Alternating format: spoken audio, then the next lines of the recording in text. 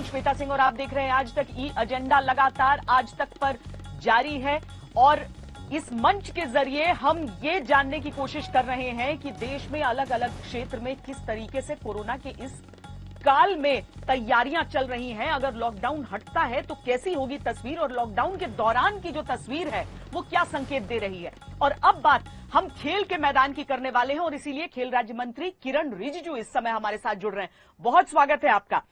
एक ऐसा क्षेत्र हम समझ लें जहां पर लॉकडाउन में सचमुच पूरी तरीके से लॉक, खिलाड़ी भी लॉक, खेल के मैदान भी लॉक। किरण जी।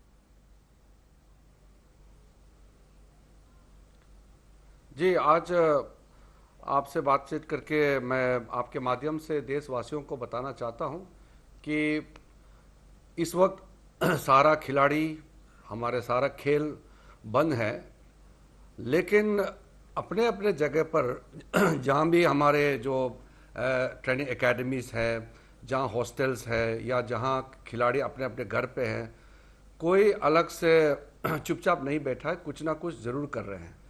तो ये जो इस वक्त ये लॉकडाउन चल रहा है, इसको हम एक बहुत अच्छा तरीके से उपयोग भी कर रहे हैं।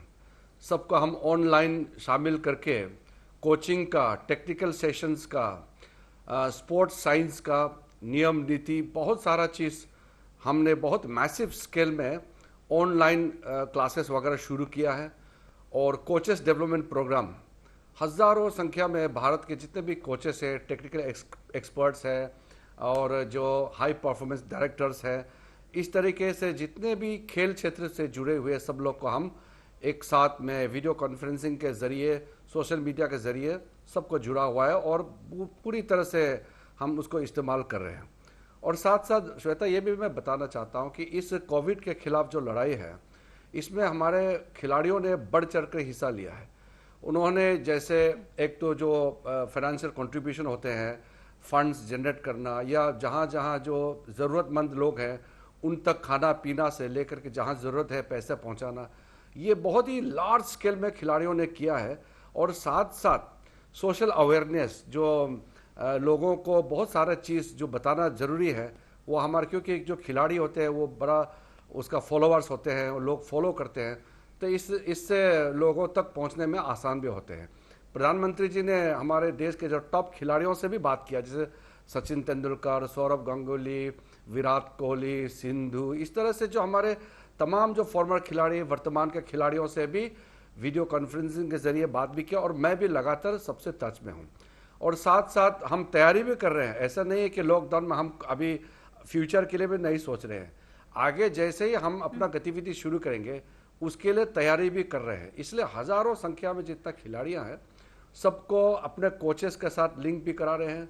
सबका ब्लड प्रेशर टेस्ट करना, फिटनेस लेवल चेक करना, उसका जो धड़कनें होते हैं, हार्ट बीट वगैरह, सारा चीज़ बिल्कुल हम लोग इसको खेल के क्षेत्र को, सिर्फ खेल नहीं हो रहा है लेकिन इंटरनली हम पूरा अपने हिसाब से काम चला रहे हैं।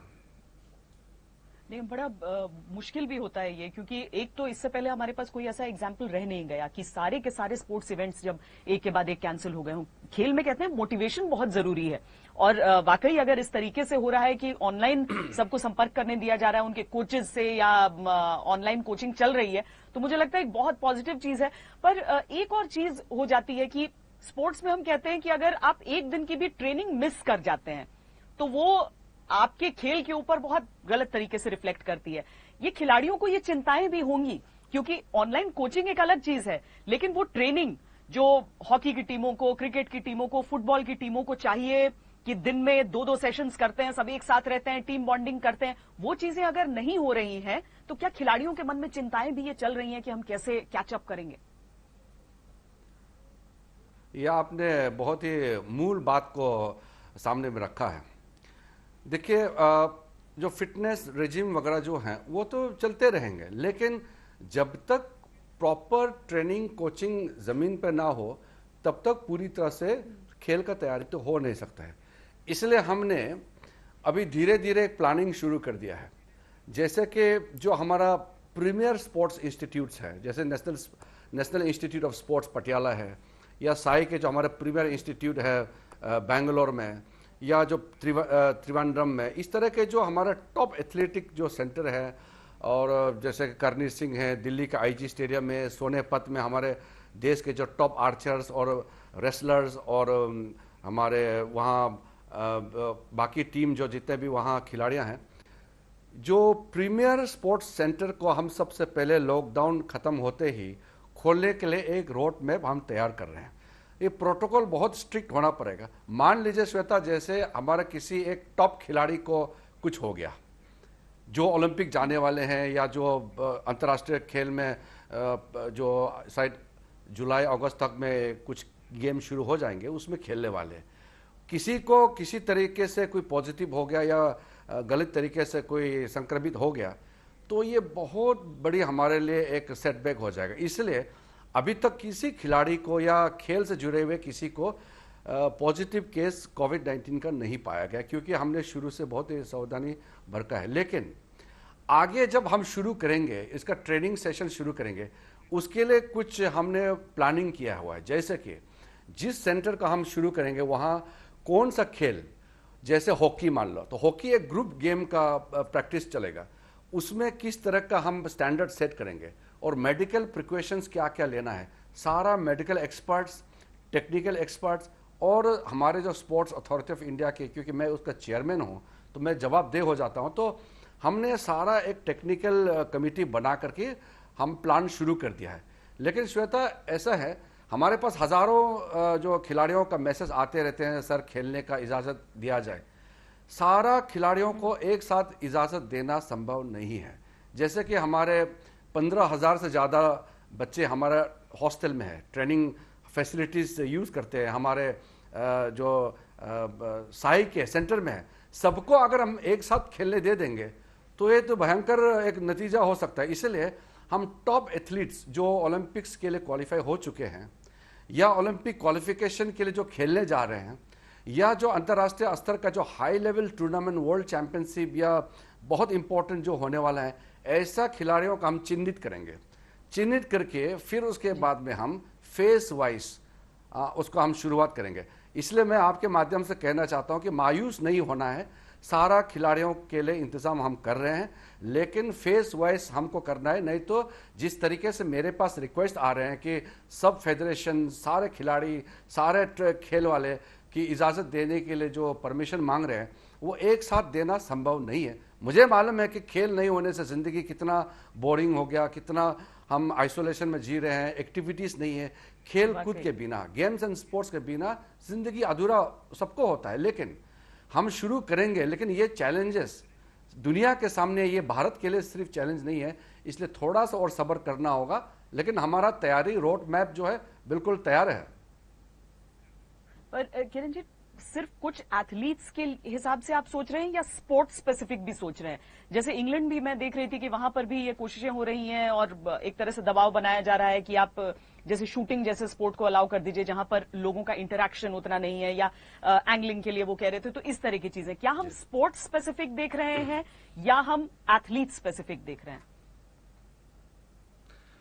जैसे कि मैंने आपको बताया, एक तो जो खिलाड़ी है जो ओलंपिक्स के लिए खेलने जा रहे हैं, और एक हो गया जो ओलंपिक क्वालिफिकेशन के लिए खेलने के लिए ज़रूरी है, ये एक कैटेगरी हो गया। उसके बाद स्पोर्ट्स वाइज, जैसे कबड्डी और शूटिंग सेम नहीं है, टेबल टेनिस में बॉडी कांटेक्ट नहीं होते हैं, तो इस तरह का जो अलग अलग गेम है, वो अलग अलग गेम का भी निर्णय हम अलग तरीके से लेना पड़ेगा। इसीलिए हमने एक पूरा रोड मैप, व्यापक रूप से रोड मैप तैयारी किया हुआ कि आगे हम कैसे करना है, क्योंकि खिलाड़ी और खेल ये हमारे देश का शान होता है, तो उसको हम लाइटली नहीं ले सकते। और साथ साथ श्वेता, आपको मालूम है स्पोर्ट्स बहुत बड़ा इंडस्ट्री है, लाखों लोग इसमें एम्प्लॉयड है, स्पोर्ट्स आइटम्स बनाते हैं। स्पोर्ट्स खिलाड़ी का जो खेलने का सामग्री बनाने से लेकर के उसका जो सारा एक्टिविटीज से जुड़े हुए, ये one of the largest employment sector है स्पोर्ट्स। तो ये एक इंडस्ट्री है, बहुत बड़ा इंडस्ट्री है, कितने लोग, करोड़ों लोग जुड़े हुए हैं इस इंडस्ट्री से।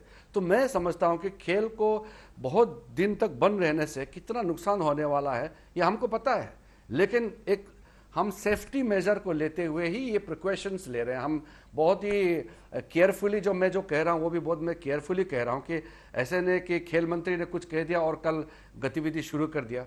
ऐसा ना हो, इसलिए बहुत ही सोच समझ करके हमको फैसला लेना है। लेकिन मैं संपर्क में हूँ और खेल के फेडरेशन है, इंडियन ओलंपिक एसोसिएशन है, स्पोर्ट्स जो खेल संघ है उनके प्रमुख हैं, सबसे मैं टच में हूँ।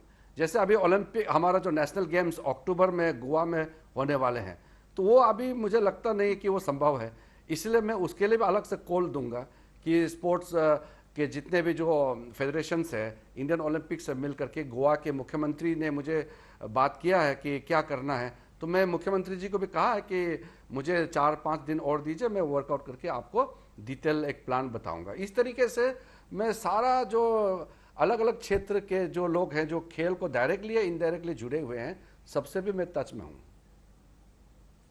नहीं, बहुत सही बात आप कह रहे हैं किरण जी, क्योंकि एक तो जैसे क्रिकेट हो गया, चलिए आईपीएल नहीं हो पाया तो बीसीसीआई एक बहुत रिच बॉडी है और हम उम्मीद करते हैं कि वो सपोर्ट करेंगे अपने, क्योंकि जो खिलाड़ी होते हैं वो ऐसा नहीं है कि सिर्फ किसी खुशी के लिए खेल रहे हैं, दे आर प्रोफेशनल एथलीट्स।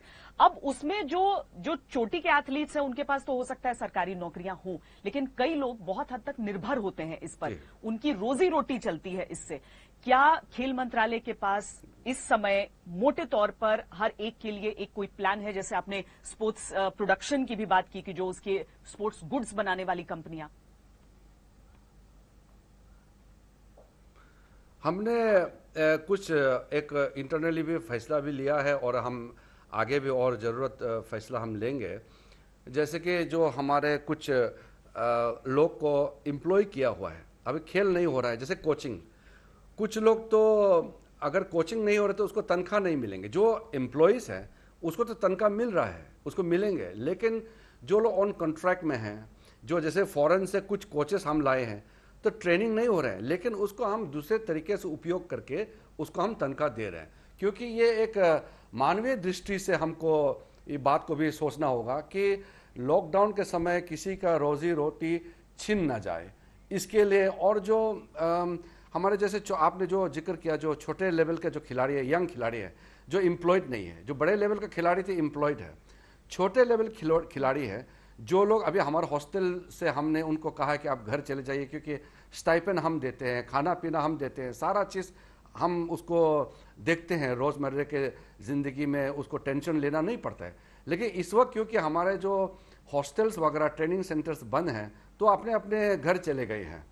तो जो लोग घर चले गए हैं उसको हम एक समय दे करके हम बुलाना चाहेंगे कि उनको फिर से हम एडमिशन देंगे। लेकिन जो अनएम्प्लॉयड टाइप जो हो गया, स्पेशली जो खास तौर पर जो बहुत ही मिडिल क्लास से भी नीचे जो लोग बहुत ही हम्बल बैकग्राउंड से जो आते हैं, इसके लिए भी हम ज़रूर कुछ ना कुछ इस तरीके से कदम उठाएंगे ताकि वो जो बेसिक नीड है उसके ज़िंदगी के, उसके लिए तड़प ना पड़े, इसके लिए भी हम व्यवस्था करेंगे। मुझे लगता है बहुत आश्वस्त हुए होंगे वो सारे खिलाड़ी ये सारी बातें सुन के। लेकिन हम देख रहे हैं कि कई जगह छोटे स्तर पर, जैसे फुटबॉल लीग्स, अगर आपने भी ये कहा कि लोकली ही शुरुआत होगी और उसके बाद नीचे से ऊपर की तरफ हम जाके, भले ही दर्शक वहां पर नहीं आ रहे हैं, लेकिन यूरोप हो या फिर छोटी छोटी जगह हो, बहुत जगह हम देख रहे हैं कि फुटबॉलर्स निकल रहे हैं अपनी ट्रेनिंग के लिए। वो मैचेस की बात भी चल रही है, बस दर्शक वहां नहीं रहेंगे, कवरेज के जरिए लोग उसे देख पाएंगे। क्या हम भविष्य के स्पोर्ट्स को कम से कम कुछ समय के लिए बदलता हुआ देख रहे हैं? देखिए श्वेता, ये सिर्फ खेल क्षेत्र के लिए नहीं बल्कि पूरे जिंदगी एक तरीके से बदल गई हैं, जो हम new normal way of life हम कह सकते हैं।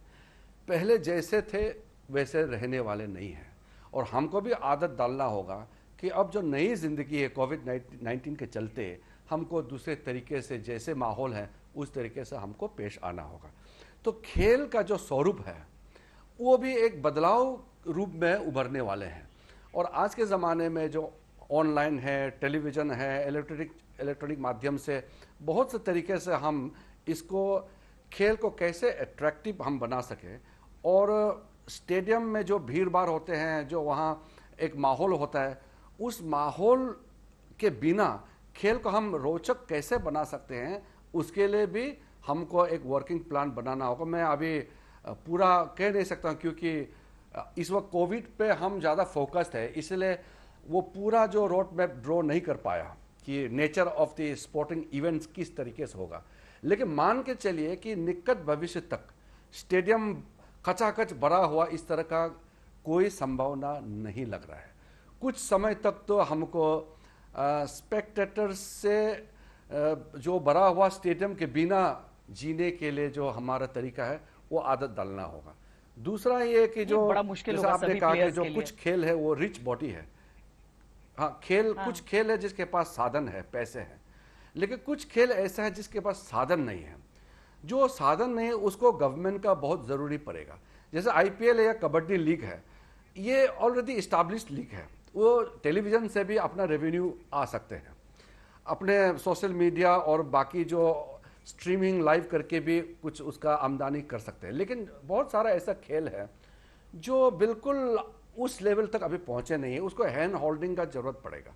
मैं खेल मंत्री होने के नाते आश्वासन देना चाहता हूं कि जो जो खेल अपने आप से एक रेवेन्यू जनरेशन मॉडल करके अभी तक नहीं हो पाया, लेकिन उसको आगे सस्टेन करने के लिए जो कुछ जरूरी जो संभव कदम है हम ज़रूर उठाएंगे। और उस फेडरेशंस के जितने भी जो ऑफिस बेरर्स हैं उनसे भी हम बातचीत करेंगे करके, मैं क्योंकि हमारा लक्ष्य बहुत बड़ा है। आप तो मालूम है श्वेता, जैसे हमने 2028 तक भारत को टॉप 10 मेडल टैली में पहुंचाने का जो बड़ा सपना हमारा लक्ष्य रखा है कि पहुंचेंगे। हाँ, वो लक्ष्य जो रखा है। किरण जी, और साथ साथ जो अगले साल अपनी टोक्यो बातचीत खत्म ओलंपिक्स, करें उससे पहले मैं हाँ जरा एक पूर्वोत्तर से जुड़ा सवाल आपसे पूछना चाहती हूँ कि कोरोना के मामले हम बाकी इलाकों में अलग देख रहे हैं, नॉर्थ ईस्ट के स्टेट्स काफी हद तक उसे कंट्रोल में करने में कामयाब हुए हैं। आपके हिसाब से इसका कारण क्या है? देखिए, नॉर्थ ईस्ट अपने आप में एक मिसाल के तौर पर कायम हुआ है। वहाँ जैसे अरुणाचल प्रदेश, जहाँ जिस राज्य से मैं आता हूँ, वहाँ शुरू में जो तबलीगी का वहाँ से एक आए थे जो चेकिंग किया, उसको तो पॉजिटिव पाए गए, वो एसिम्प्टोमेटिक था, लेकिन अभी वो भी नेगेटिव हो गया। तो बिल्कुल कोविड फ्री स्टेट है अरुणाचल प्रदेश। वैसे ही बाकी स्टेट में भी स्थिति ठीक है, लेकिन आसाम में संख्या अभी 50 का पार होने का कारण भी वही है कि तबलीगी जो ग्रुप है वहाँ से आए और उनको संक्रमित पाए गए हैं। बट अब ओवरऑल देखा जाएगा तो नॉर्थ ईस्ट एक सेफ ग्रीन जोन के रूप में उभर के आया है। ये मेन कारण ये है कि वहाँ के कस्टमरी प्रैक्टिस, वहाँ के जो सोशल जो एक्शन है, लोगों का सोशल बिहेवियर है, वो थोड़ा सा इसमें काम आया। जैसे कि अरुणाचल प्रदेश में हर गांव, हर समुदाय ने अपना ट्रेडिशनल वे से कुछ चीज़ सेट किया कि ये नहीं करना, ये करना। तो ये क्योंकि कस्टमरी प्रैक्टिस है, सबको मानना पड़ेगा, तो सब ने माना, तो वहाँ सेफ हो गया। लेकिन जहाँ लॉकडाउन है, लोग रूल ब्रेक कर रहे हैं, सरकार का जो गाइडलाइन नहीं मान रहे हैं, इस तरीके से जो बहुत लोग किए हैं, जिसके नतीजा हम देख रहे हैं कि कुछ शहरों में नतीजा बुरा है। लेकिन जहाँ जहाँ लॉकडाउन का गवर्नमेंट का जो नियम नीति गाइडलाइंस पालन किया है, वहाँ बहुत ही इफेक्टिवली कोरोना वायरस का स्प्रेड को रोका गया है। इसलिए नॉर्थ ईस्ट का जो सोशल बिहेवियर है ये भी बहुत काम आया। प्लस वहाँ के सरकारों ने भी बहुत अच्छा काम किया। वहाँ के सरकार और सिविल सोसाइटी सारा मिल करके इस सारा प्रक्रिया को कामयाबी बनाया। मैं उम्मीद करता हूँ कि आगे भी पूरा देश के साथ साथ नॉर्थ ईस्ट भी जो इसमें फाइट कर रहे हैं, लड़ाई लड़ रहे हैं कोरोना के खिलाफ, हम सक्सेस होंगे। लेकिन नॉर्थ ईस्ट इस वक्त देश के बाकी हिस्सों के मुकाबले ज़्यादा कामयाब होने का कारण ये है। और आखिर में खेल मंत्री अपने खिलाड़ियों को आज तक के जरिए क्या संदेश देंगे, क्योंकि घर में बैठे हुए या अपनी जगह पर बैठे हुए बहुत उतावले हो रहे हैं सब। अब मैं सबसे पहले तो सारा खिलाड़ियों को, चाहे वो सीनियर हो जूनियर हो, मेरा तरफ से मैं आश्वासन देना चाहता हूं कि आप सब्र कीजिए। ये बड़ी लड़ाई जो हम लड़ रहे हैं, इसमें हम खिलाड़ियों के साथ सब मिलकर के फ्रंट लाइन कोरोना वॉरियर्स के साथ हम खड़े हैं।